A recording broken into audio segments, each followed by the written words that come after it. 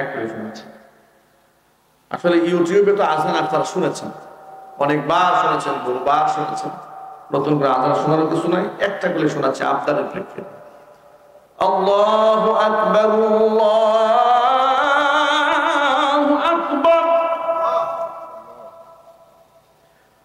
আল্লাহু আকবার,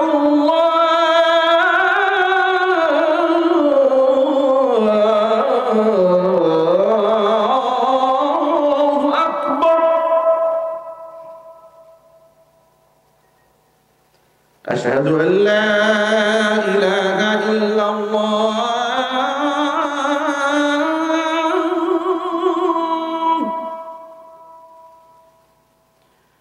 أشهد أن لا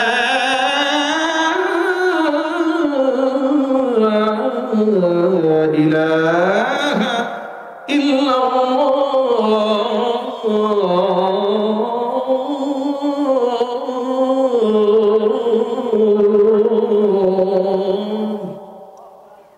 আজানের এই ধ্বনিটি মারহুম কারি উবাইদুল্লাহ রহমাতুল্লাহি আলাইহি করেছেন।